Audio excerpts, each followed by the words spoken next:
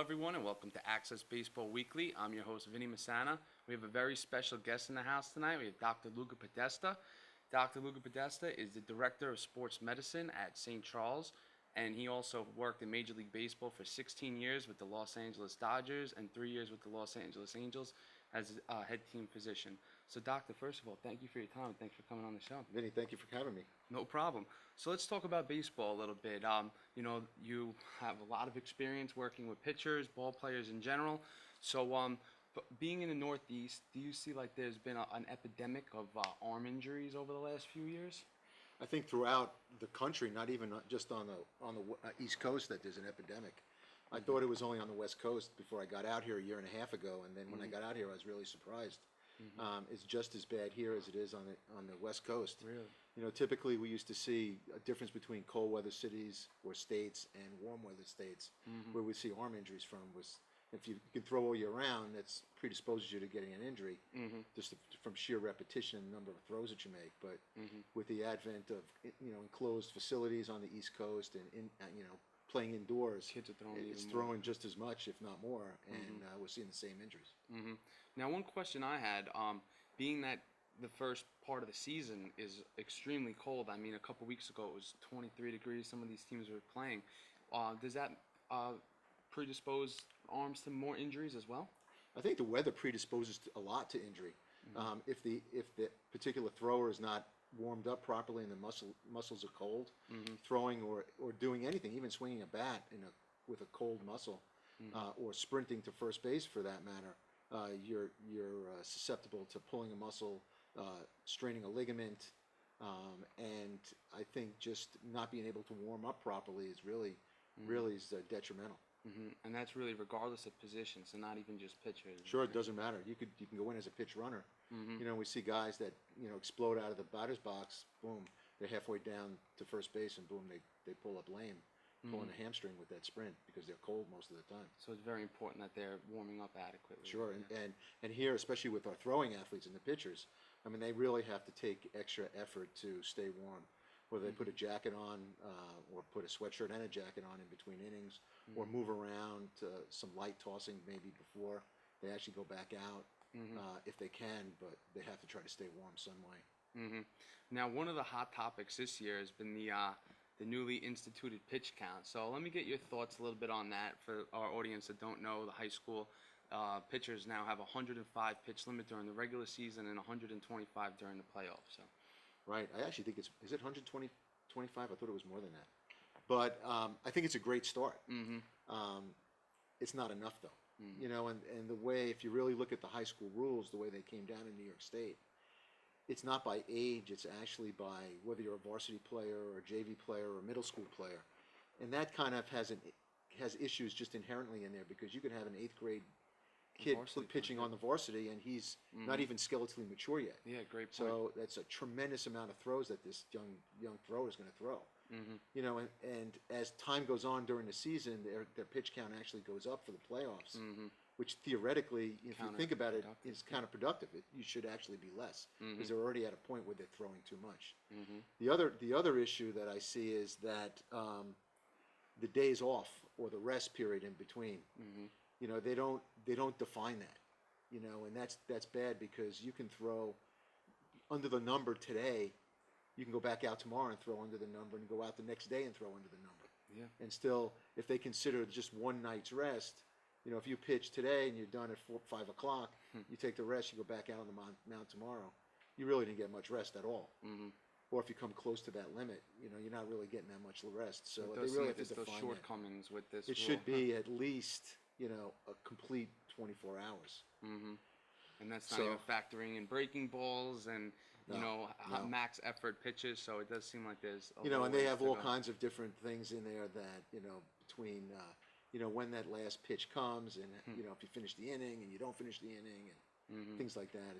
It's a work in progress, and I think it's going to overall be very beneficial. But coaches have to abide with it. Everybody has to abide by it, and everybody has to realize this is an attempt to really protect young guys' arms, because otherwise, I mean, they're going to go out and throw. I mean, if you watch a Major League game, very rarely does a pitcher start out the season and go 105 innings or 105 pitches. You know, it's not very common, especially with this weather the way it is. Very interesting point. And one thing I noticed, the World Baseball Classic, they have the pitch count, and that's for fully grown adults. So to show that even they're under a certain regulation, even, you know, should even more so for younger athletes. They're doing it also to protect their pitchers because they're on loan from the major league teams. So the last thing that these guys want to get is hurt you know, during an exhibition type series.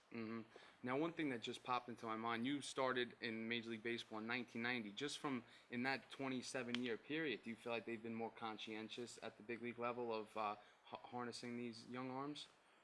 We are more cautious now, but you're still seeing these injuries, and you know, really the injuries start at a younger level. By the time they get to professional baseball, the damage has already taken place. You know, and you know, once you make that jump from you know high school, college, or even to a professional level, or even minor league baseball, they're throwing much more repetition. You know, and you start to see these injuries start to come out. It was funny, you know, when I was first starting out in my practice in California, you know, you would never see these injuries in young throwers. You know, and all of a sudden you're seeing the injuries that we would see in professional baseball players in you know little leaguers or high school kids. You know, and every year it's been more and more. Since I've been here, I've done, I think probably about 15 to 20 ulnar collateral ligament procedures on high school kids or younger. And that should not be happening. No, it's too much. Very interesting. Well, Doctor, very much appreciate your time very much. For our audience, Dr. Luga Podesta is going to be contributing on a part-time basis to the website as our injury prevention expert. Obviously, he has ample experience with pitchers and athletes in general. So, Doctor, thank you for your time. And It's been a pleasure. Thank you very much. Thanks for having me. No problem.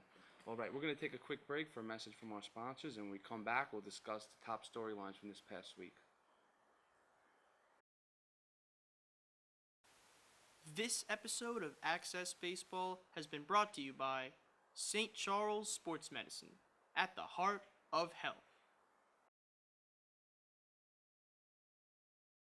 Welcome back to Axcess Baseball Weekly. We have our special analyst for the week here, Tyler Marko.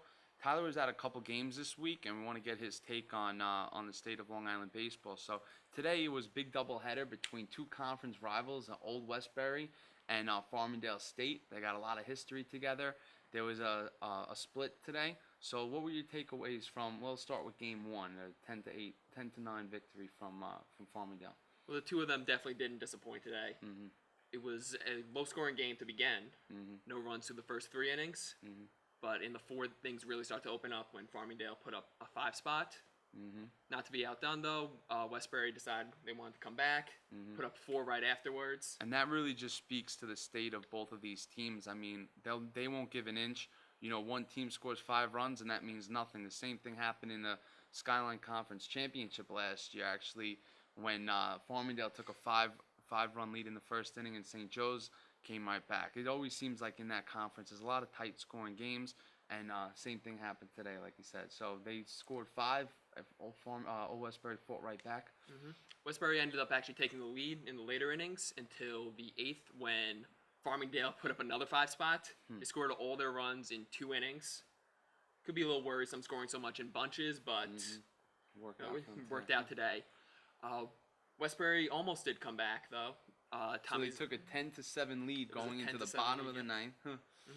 Tommy Zeigan had a solo home run in the 9th, but it really he got them started great, but they settled in, couldn't get the job done there. So but Farmingdale took Game 1. Farmingdale took Game 1, but Westbury decided they stayed with it. They wanted to battle Game 2. It's only originally planned to be a 7-inning game, but they're so evenly matched, it ended up going the full 9 anyway. So Farmingdale had lefty David Otero on the mound, and Old Westbury countered with transfer Adam Heidenfelder, and they seemed like they both had their A game today, huh? I think it was the first 3 innings, both went without giving up a hit. Only maybe 1 base runner apiece. Fourth again, Farmingdale scored a run. Westbury came back with another run, and that would be it until the 9th when Westbury would load the bases. And Louis Salino, was it? He was the pinch hitter. He came in, worked the count 3-0. They get 1 strike over, And personally, I'd want the glory. I might have been swinging, but he was able to stay calm. It took the actual walk-off. So it was another good matchup between these two teams. It's amazing how evenly matched they look when they play each other. It doesn't matter what their records are going in. So it'll be interesting to see how the rest of the season plays out. You know, two of the top teams in the Skyline Conference. So earlier this week, you went and saw another tightly contested game, Hills East and Smithtown East. Another great pitcher's duel. Another good pitcher's duel. You got Patch Dooley from Hills East and sophomore Doug Goodwin. So what'd you see from them? Well, Patch was incredible the entire day. He made really one mistake, and that was a solo home run in the middle innings. Settled in. Ended up after that, I think he struck out maybe 9 of the next 10 batters And he faced. 15 total. 15 in the game. total on the day. He didn't have the strikeout pitch working as well in the beginning, but He by the end found of the it in game, later. after that home run, something might have clicked, and it was unhittable after that. Yeah, and those are two of the top teams in League 3. Would not be surprised if they finished 1 and 2 in some sort of order. So then, what happened? How did they end up getting on the board? Hills East. Hills East. They hit a home. Yeah. It was solo home run. It was the Hills East had the solo home run. Later on, it was again A really good pitching matchup, Again, and he yeah. did his job. Doug Goodwin, huh? Doug Goodwin was great, especially too. Just when you're up against Patch Dooley throwing 15 Ks, one hit. Sometimes You get lost in the shuffle. Yep.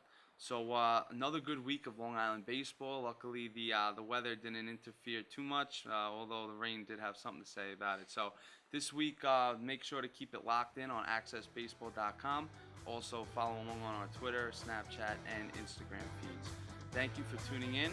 I'm Vinny Masana, and this is Tyler Marko. Enjoy your night, everyone.